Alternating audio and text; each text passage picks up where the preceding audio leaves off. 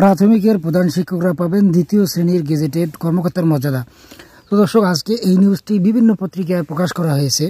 2022 সালে 6 জানুয়ারি এই বিষয়ে রায়ের বিরুদ্ধে সরকারে করা আপিলের চূড়ান্ত শুনানি শেষে আপিল খারিজ করে দিয়ে রায় দেয় তৎকালীন প্রধান বিচারপতি নেতৃত্বাধীন আপিল বিভাগের পূর্ণাঙ্গ বেঞ্চ। হাইকোর্ট বিভাগ ও আপিল বিভাগের ওই রায় দীর্ঘ 3 মাসেও কার্যকর না করায় প্রধান শিক্ষকরা আদালত অবমাননার মামলা করেন।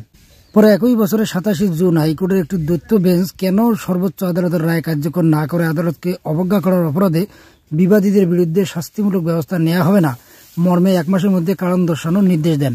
এর প্রেক্ষিতে 2 দিন আগের তারিখে সিভিল রিভিউ পিটিশন দায়ের করে মন্ত্রণালয়।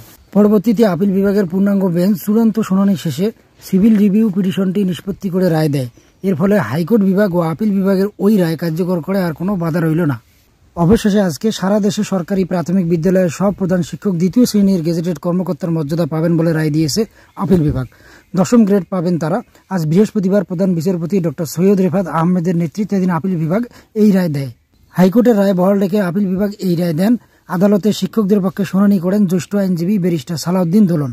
এ সময় আইনজীবীরা জানান 2014 সালের 9 মার্চ থেকে এই মর্যাদা পাবেন তারা।